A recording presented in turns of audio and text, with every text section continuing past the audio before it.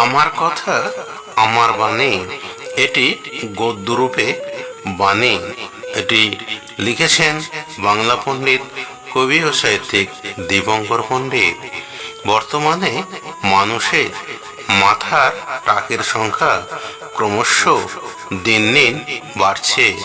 টাক বয়স দেখে পড়ছে না, ভেজাল জিনিস খেয়ে টাক পড়ছে।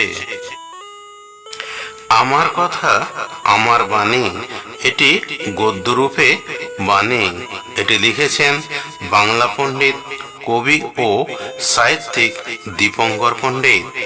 শিক্ষিত ছেলেমেয়েরা সহজে বিয়ের পিঁড়িতে বসছে না।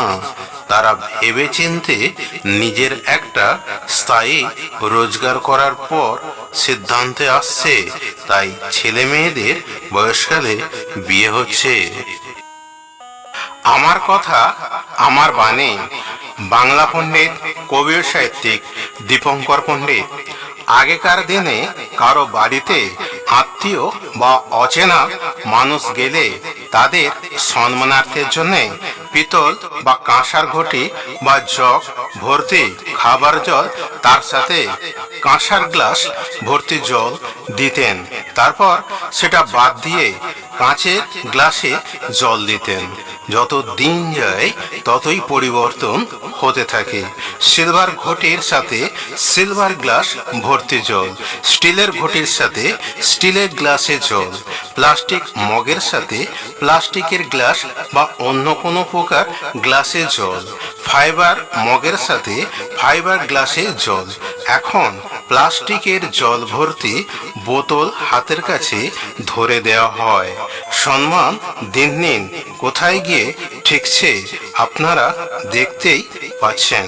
তাই কোনো কুটুম বাড়িতে কুটুমরা গেলে তারা বাড়ি থেকেই খাবারের জন্য প্লাস্টিকের বোতলে জল ভর্তি করে ব্যাগে বহন করে নিয়ে যায়, নিজেদের সম্মান বাঁচানোর জন্যে।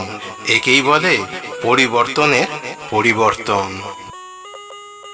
আমার কথা আমার বাণী, বাংলা পণ্ডিত, কবি সাহিত্যিক দীপঙ্কর পণ্ডিত। রাতে জোনাকি পোকার আলো দেখতে খুব ভালো লাগে, কিন্তু সেই জোনাকি পোকা যদি কোনো বাচ্চাদের গায়ে বসে তারা এমনিতেই ভয় পায়।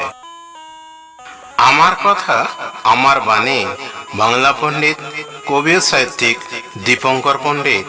প্রচণ্ড গরমে একটু প্রকৃতির বাতাস পাওয়ার জন্যে গাছের তলায় যদি কেউ বসে থেকে হালকা বাতাস অনুভব করেন, তাতে তার ভালো লাগে।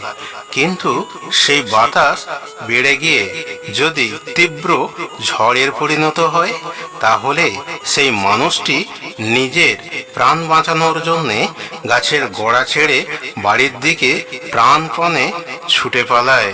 তাই যে কোনো জিনিস একটু ভালো বেশি ভালো নয়। আমার কথা আমার বাণী, বাংলা পণ্ডিত, কবি সাহিত্যিক দীপঙ্কর পণ্ডিত।